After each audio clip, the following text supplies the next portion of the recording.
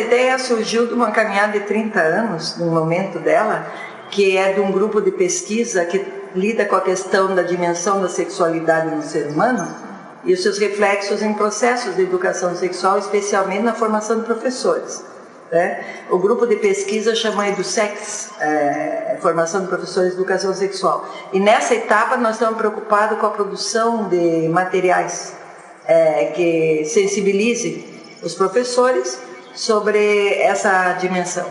Né? O ser humano para nós é maravilhosamente sexual e isso tem sido esquecido e usado às vezes como força repressiva e esvaziando a questão de cidadania, inclusive. Então a produção desse material é para divulgar boas pesquisas, boas para nós, no nosso entendimento, de sensibilização sobre o tema. E essas pesquisas produzidas em academia, muitas vezes não têm o caminho muito rápido até a escola lá na ponta. Então esse material que construímos um projeto que chama EduSex Comunica, tem essa ideia de produzir várias videoaulas com pesquisadores de Portugal e do Brasil, que trabalhem nessa linha da educação sexual emancipatória, que nós chamamos, para que os professores tenham acesso em cursos de formação continuada, ou em dia a dia da escola, no dia a dia da escola, que escutem os seus colegas, professores, pesquisadores, conversando com eles sobre o que fizeram, o que descobriram e como entendem que esse material pode ajudar os educadores. Olá, este é o EduSex Comunica. Nossa entrevistada desta videoaula é a professora doutora Dilma Lucide Freitas. Ela possui graduação em Pedagogia, especialização em Educação Sexual, mestrado em Educação e Cultura, cursados na Universidade do Estado de Santa Catarina, UDESC. Concluiu o doutorado em Tecnologias de Informação e Comunicação e Educação no Instituto de Educação da Universidade de Lisboa, com pesquisa e estudos na área de Educação Sexual. A sua formação de professores e Tecnologias de Informação e Comunicação. Aqui vamos dialogar com os temas de educação sexual na escola e sobre a tese defendida pela professora intitulada Blended Learning na formação contínua de educação sexual, um estudo com educadores de infância e professores do primeiro SEB, em 2015.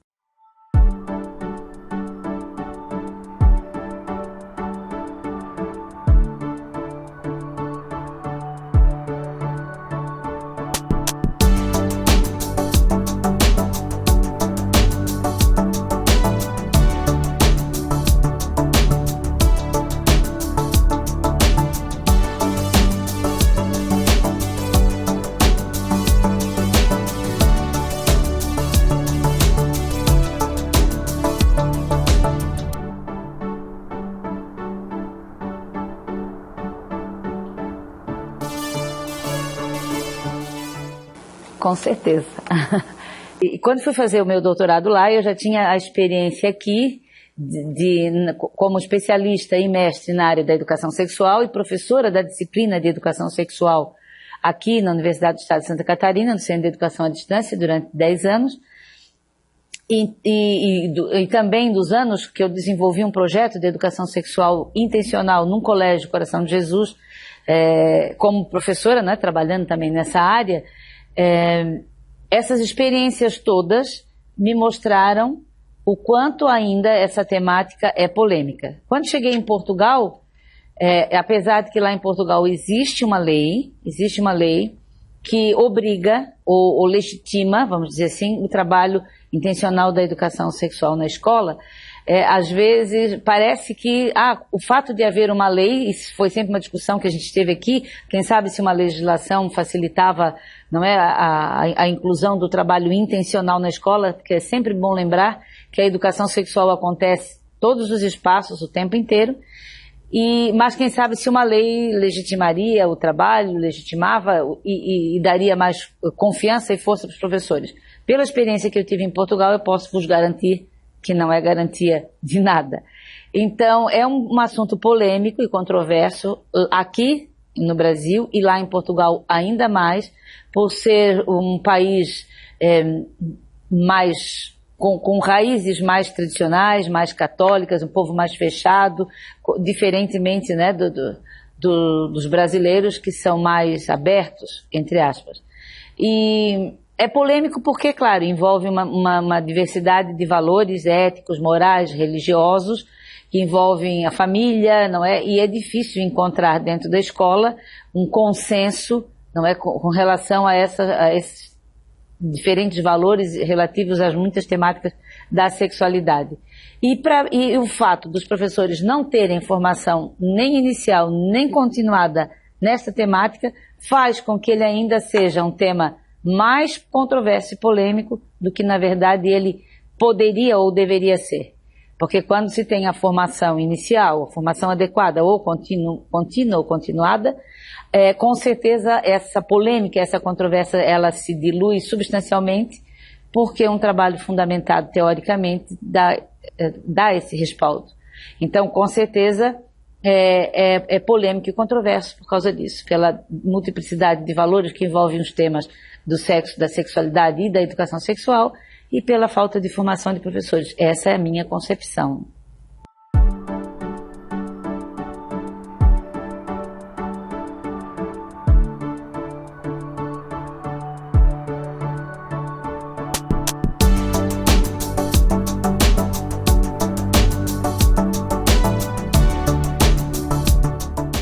Segundo César Nunes, que foi um dos teóricos que fundamentou, né, meu professor na especialização, e que fundamentou essa minha caminhada teórica, o César Nunes coloca que a educação sexual, não só ele, outros autores, não é? E coloca a educação sexual pode ser feita num paradigma repressor ou num paradigma emancipatório. E esse paradigma emancipatório, eu particularmente, nesse trabalho em Portugal, tive como fundamentação ou como fonte inspiradora como fonte inspiradora o Freire, Paulo Freire.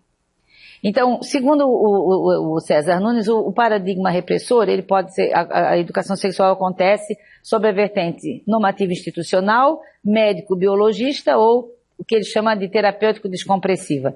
Então, a abordagem normativa institucional é aquela onde tem a ordem, né, geralmente feita pela escola, pela família, pelas instituições políticas, não? É aquela que diz o que pode e o que não pode, né? O normativo institucional.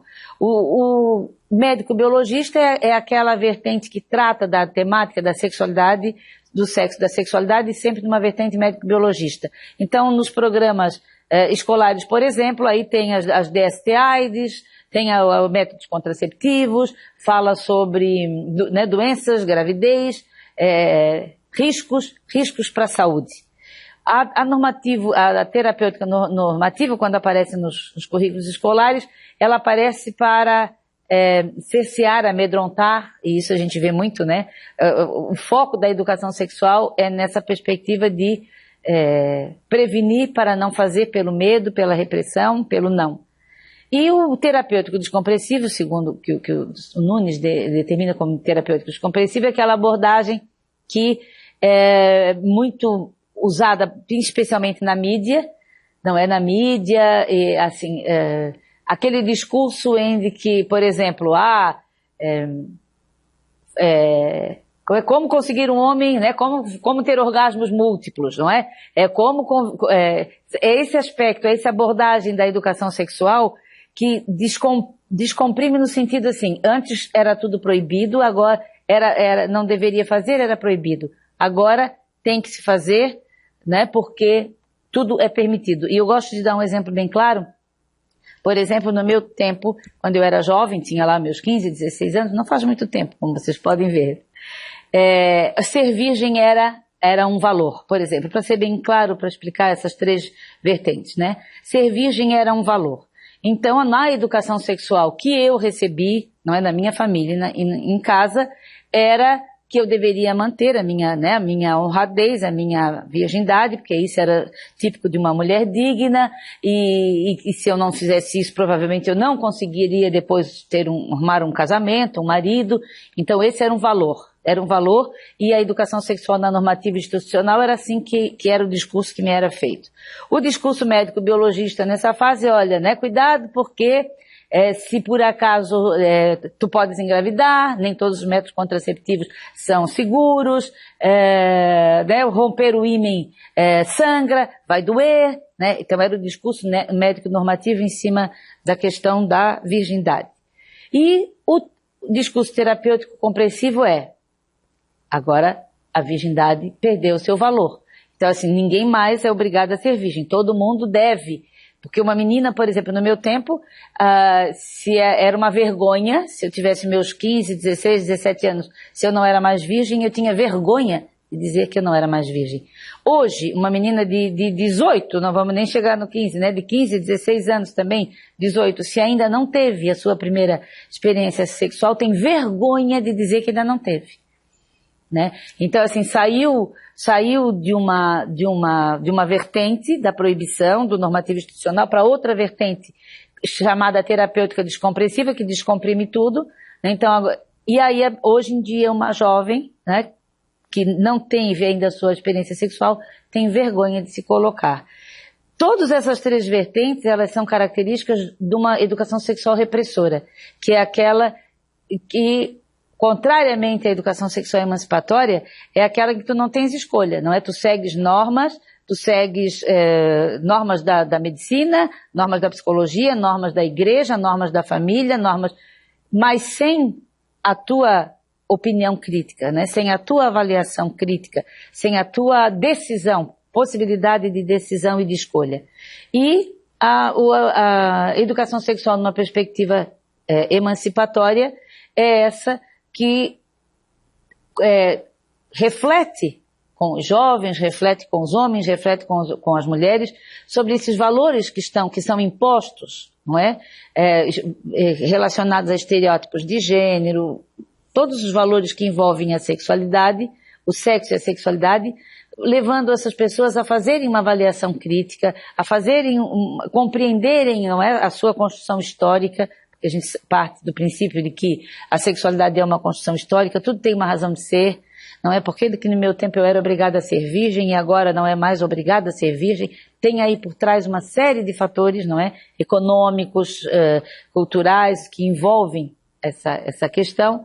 E no paradigma de uma educação sexual emancipatória é aquela que leva os jovens, as pessoas a serem críticas, a fazerem escolhas assertivas de acordo com a sua, né, com a sua opinião, com a sua possibilidade de escolha, mas principalmente de forma consciente e de forma responsável. Hoje uma moça deve ou não deve ser virgem, ela deve decidir quando ela quer ter a sua primeira relação sexual, pesar não é porque as amiguinhas todas já tiveram, ou não é que ela vai ter, ou não é porque o meu pai ou o padre disse que não pode, não. Eu vou ter ou não vou ter, né, de acordo com os meus valores, no que eu quero, no que eu acredito. E para isso, os jovens só podem tomar esse tipo de decisão e ter esse tipo de reflexão se tiverem possibilidade e acesso a espaços de debates, não é? Espaços de educação sexual formal nessa perspectiva, não é? Numa abordagem mais crítica principalmente.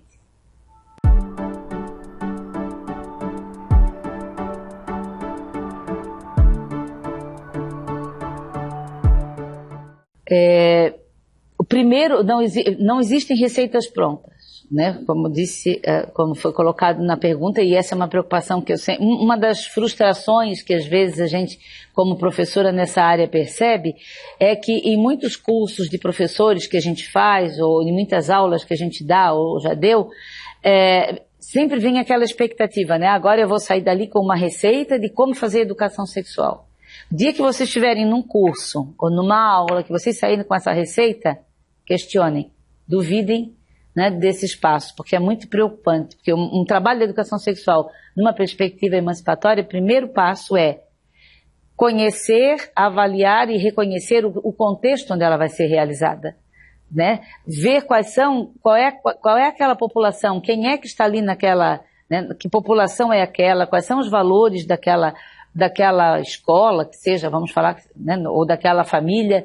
Então, assim, um dos parâmetros que a gente considera imprescindível para um trabalho de educação sexual intencional, numa perspectiva emancipatória, na escola, e aí vamos falar mais especificamente na escola, primeira coisa, envolver os pais, não é? Fazer um trabalho onde toda a comunidade escolar seja envolvida, não pedindo permissão, não no sentido de pedir permissão, mas no sentido mesmo de chamar essa família para discussão, no sentido de ouvir o que essa família traz de valores, né, traz de conceitos e de preconceitos, não é? Então, envolver essa família nesse projeto, ouvir os alunos, né? Por exemplo, lá na minha experiência em Portugal, com essa questão da legislação, existe todo um programa, não é a ser cumprido, existe todo um programa, não é a ser cumprido, então assim, os jovens não são ouvidos, uma lista de conteúdos,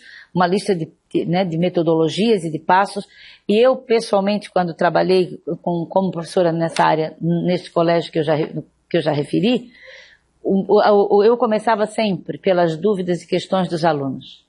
E cada turma, eu tinha 30 turmas, e eu fazia levantamento com todas as turmas, quais eram os assuntos que eles gostariam que fossem debatidos, como na impossibilidade de debater todos, nós elencávamos aqueles que tiveram mais votação, que foram mais citados, e escolhíamos aqueles assuntos para debater. Então, um trabalho de educação na perspectiva emancipatória envolve a família, considera e respeita os valores dela, não passa por cima dela, envolve os alunos na organização do programa, na organização das atividades. A ordem não é essa, estou falando assim aleatório, né? Um trabalho de educação sexual numa perspectiva emancipatória exige a formação dos professores, não é? Exige que, e volto a dizer, não precisa ser nenhum especialista, nem mestre, nem doutor na área. Muitos professores meio que fogem de um trabalho de educação sexual intencional alegando: não tem informação adequada, eu desconheço o assunto. Se nós considerarmos que todos nós somos educadores sexuais o tempo todo, que educamos pelo que falamos e pelo que não falamos, então assim, nós somos sim educadores sexuais e nós temos que ter primeiro essa consciência. Então, eu não posso fazer agora um curso de especialização para poder ser professor. Vou dar um exemplo concreto. Quando um aluno se machuca na escola, nós não temos curso de enfermagem, mas nós vamos lá e atendemos, fazemos um curativo, colocamos um mercúrio, atendemos. E não somos enfermeiras. Então, nós também não temos curso de aprofundamento, para quem não tem, na área da educação sexual, mas um conhecimento mínimo. O aluno fez uma pergunta: olha, hoje a professora não sabe, não tem como te responder, porque confesso que me pegaste de surpresa, né? Vou ler alguma coisa sobre o assunto e a gente volta para conversar sobre isso. Então, assim, tirar um tempo para ler, né, uma coisa, outra, um conteúdo ou outro, não significa necessariamente fazer um curso aprofundado. Mas esse trabalho está presente na escola o tempo todo e o professor tem que ter consciência disso. Então, fazer um trabalho de educação sexual numa perspectiva emancipatória tem a ver com olhar, né, estar atento ao que as situações cotidianas, ao que acontece na escola, quando um aluno chama o outro de bichinha, quando um aluno diz para o outro: não chora porque tu és um menino, quando tu pegas um caderno e diz: meu Deus, que caderno desorganizado, parece caderno de menino. Estou fazendo um trabalho de educação sexual, estou dizendo: olha, meninas são organizadas, meninos são desorganizados. Então, realmente, o ideal é que os professores todos tenham ou possam, né, investir na sua formação, já que, infelizmente, a maioria das universidades mesmo tem pesquisa sobre isso, né, são poucas as universidades que têm essa temática na formação inicial dos professores, na graduação, a maioria não tem, mas também cabe ao professor correr atrás dessa formação.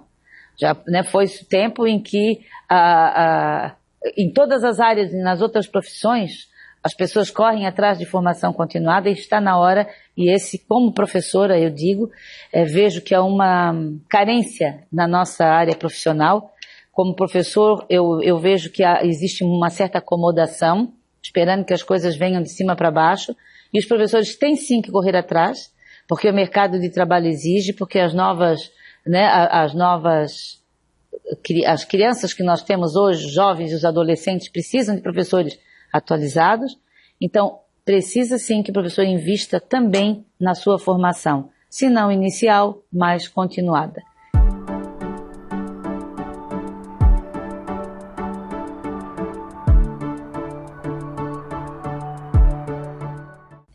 Como eu falei, como a gente sabe, né, que uma pesquisa, uma investigação, como a gente fala em Portugal, é investigação, tem sempre um sentido, né, tem sempre um objetivo, a gente não faz uma investigação por acaso, é sempre de acordo com aquilo, com as necessidades que a gente sente.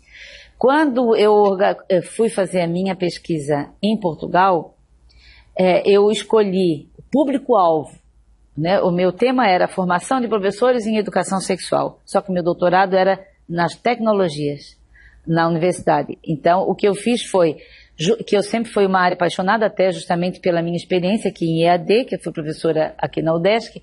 Então, eu sempre digo que eu juntei duas áreas extremamente complexas dentro da escola. Me meti mesmo numa enrascada, que são a educação sexual, não é, dentro da escola, que é polêmica, que é controversa, que existe resistência, e o uso das tecnologias pelos professores, que a gente sabe. E ainda mais, outra enrascada, não bastavam só essas duas, eu ainda escolhi mais outra, que é a questão da formação dos professores da educação infantil, né, de 0 a 6 anos, no caso de Portugal foi de 0 a 10 anos, 11 anos, é o primeiro ciclo do ensino básico, que eles chamam lá, né? Eu escolhi este público-alvo, que já foi outra dificuldade, não é? Porque a educação sexual na infância, né, falar com professores, e essa foi uma das dificuldades que eu tive para conseguir espaço para organizar a minha pesquisa, porque muita gente, eu batia nas escolas e tentava contato, e as pessoas me diziam, não, mas faz com adolescentes, a gente está precisando, né, desse tema. Então, se eu tivesse escolhido professores de adolescentes, eu teria cortado bastante o meu caminho. Mas eu acredito e insisto que a educação sexual começa na infância, é de 0 a 6 anos, que se constrói toda a questão da autoestima, né, a questão da construção da identidade sexual, da identidade de gênero. É de 0 a 6 anos que a educação sexual começa. Então, eu fiz essa oficina de formação voltada para esse público-alvo. E também, segundo pesquisas em Portugal, os professores da educação infantil e do primeiro ciclo, né, do ensino básico, são os que menos usam as tecnologias. Os que mais desconhecem, os que mais têm dificuldades. Então, eu organizei essa formação.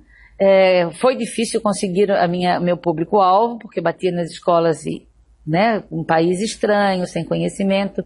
Então, consegui as pessoas interessadas em participar dessa oficina de formação por meio de do site da universidade. Eu coloquei a proposta no site da Universidade de Lisboa, era gratuita, não é? E aí sim, aí tiveram realmente muitas inscrições e eu fiquei contente porque eu vi o interesse pelo assunto. E então eu optei por inicialmente selecionar os 30 primeiros que se inscreveram. Eu tive 200 e poucos inscritos, né, nessa pré-inscrição, vamos chamar assim, e escolhi 30 porque eu sabia que com o decorrer do tempo muitos iam desistir, iam largar pela metade do caminho. Comecei com 30 para acabar com a metade, que a gente sabe que é assim que funciona. Quando eu organizei essa oficina de formação, eu também tinha meus pressupostos.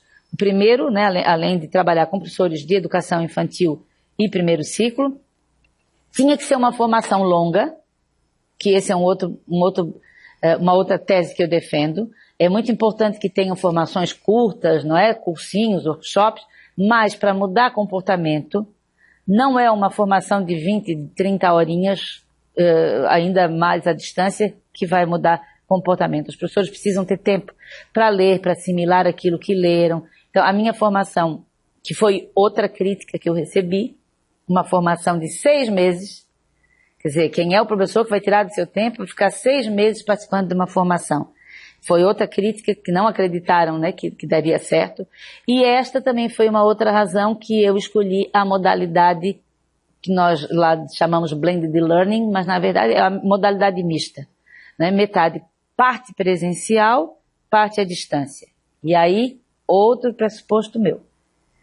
Nós tínhamos um encontro por mês, participaram, né, do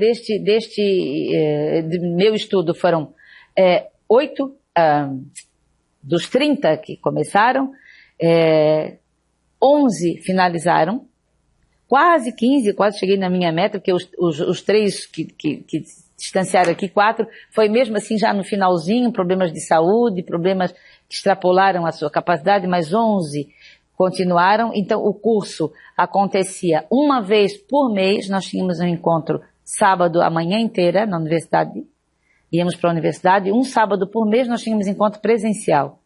Mas todas as segundas-feiras nós tínhamos encontros síncronos, ou seja, nós tínhamos encontro por webconferência.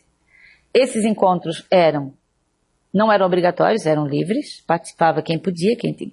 Esses encontros eram gravados, as gravações eram disponibilizadas para quem tinha interesse e não podia participar. E esse é uma outra tese minha, né, que para mim, que talvez até com certeza vai de encontro ao que muitos acreditam com relação à EAD, não é? Que a EAD implica autonomia, implica possibilidades de fazer as suas atividades dentro da sua flexibilização de horários e tudo mais, mas na área da educação, em especial da educação sexual, eu particularmente não abro mão desses momentos de debate, desses momentos de discussão e de reflexão. E assim aconteceu a formação. Uma vez por mês um encontro presencial e todas as segundas-feiras a maioria dos professores participavam, porque era dentro da sua casa, não é? Dentro do seu espaço, era num horário à noite que eles tinham, que a maioria tinha disponibilidade. Então, a maioria dos professores participava ativamente desses encontros e os que não podiam iam às gravações e assistiam. E foi isso que, na minha opinião, fez toda a diferença na formação deles, né? Outro detalhe importante, não sei se tem a pergunta seguinte, quando eu fiz a proposta da formação,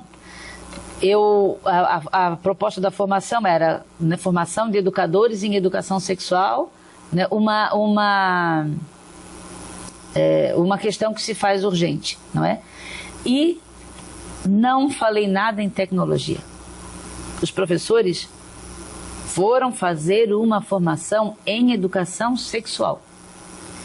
Só que, na medida em que eles, o que a gente diz, assim, à medida em que eles foram usando, nunca nenhum deles tinha feito, só tinha feito um curso nesta modalidade, Blended Learning mista, mas não tinha usado encontros síncronos, não tinha ferramenta de webconferência, não tinha encontros síncronos. Então, quando esses professores e educadores, lá chamam educadores de infância, eles diferenciam o nome, né, dos educadores do jardim de infância. Quando eles foram se inscrever na formação, o tema era, eles iam fazer uma formação em educação sexual. E em nenhum momento foi citado, de propósito, não é? Nada sobre as tecnologias. Eles foram fazer um curso de educação sexual. E na medida que eles foram fazendo esse curso, eles foram usando as tecnologias de forma invisível. Então eles aprenderam a fazer videoaulas, eles aprenderam a usar mapas conceituais, eles aprenderam a usar ferramentas de webconferência, o Hangout, por exemplo, da Google, né? Que é gratuito, aprenderam a se comunicar entre eles. Skype, só tinha um Skype.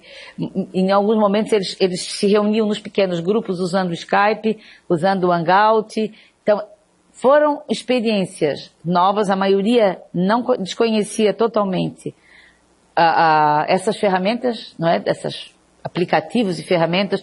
Por exemplo, o Google Docs, né? Aprenderam a fazer questionários no Google Docs, discutíamos, fazíamos resumos e síntese construída em conjunto, usando o Google Documentos, né?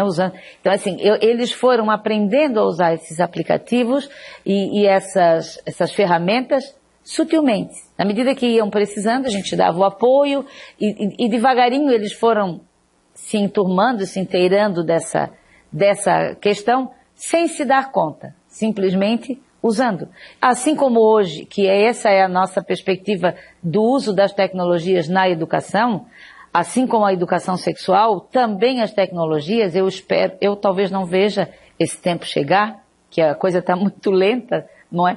Mas eu imagino que ainda vai chegar um dia em que a gente não vai estar questionando se deve ou se não deve, se pode ou se não pode realizar a educação sexual intencional na escola. E, assim como hoje os professores automatizam, nós chegam na sala de aula, pegam o giz e vão para o quadro, que no começo que é uma tecnologia, né? O quadro e o giz é uma tecnologia, e que com certeza para muitos no começo foi complicado até se lembrar que tinham que pegar um giz, porque antes era só, né, oral e as aulas eram... Assim há de chegar o dia que os professores, né, e os alunos vão entrar na sala, vão abrir os seus computadores, vão usar os seus... sem nem se dar conta disso, mas ainda estamos longe dessa realidade no Brasil e em Portugal. Não saberia fazer uma comparação, se lá ou aqui é mais, não sei. Vejo que lá é muito mais investimento, há muito mais investimento na formação dos professores em tecnologia, no uso das tecnologias. A educação sexual, eu diria que nós estamos um pouquinho adiante.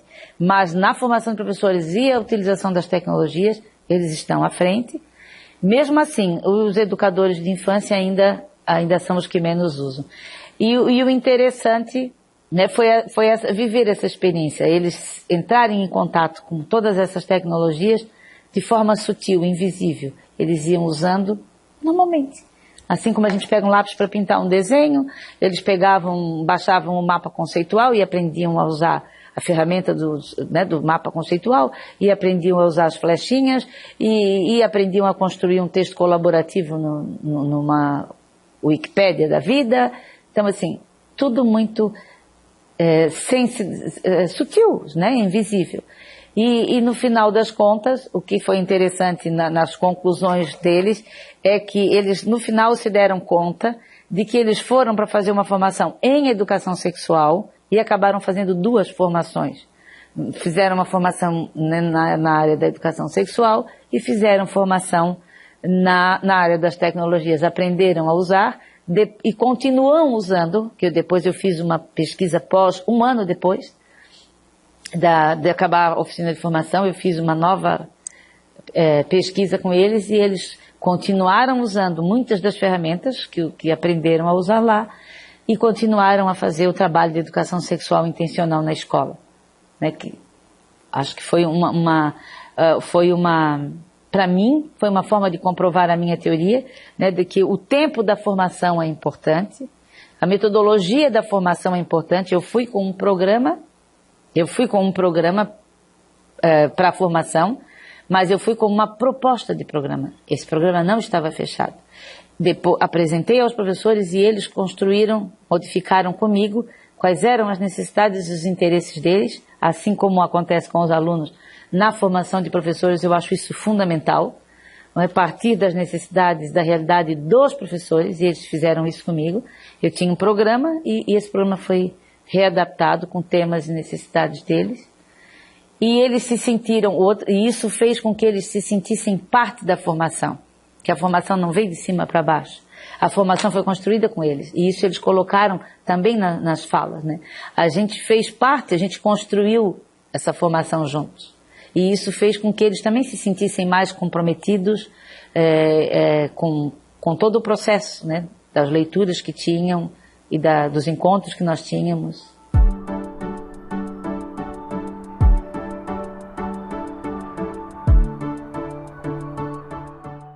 Então, partindo do princípio, né, da importância do constante, né, da formação continuada, da constância, né, das leituras e da formação dos professores nessa estudo, porque assim, os professores vão e fazem uma formação ali de 10 horas, de 20 horas, de 30 horas, o que acontece?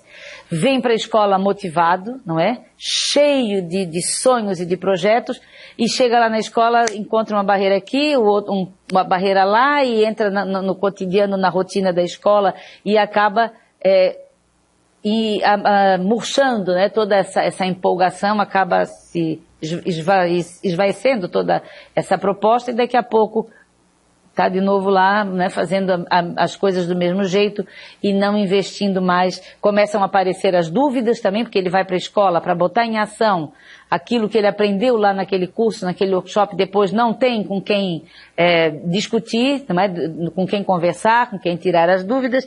Quando acabou essa oficina de formação, que eles, os professores, né, as professoras manifestaram, a gente devia continuar, a gente devia fazer alguma coisa, eu então tive a ideia de criar o primeiro congresso totalmente online na área da educação sexual, que foi a primeira conferência internacional online em educação sexual, para a qual todos eles tiveram a sua né, gratuita a sua inscrição.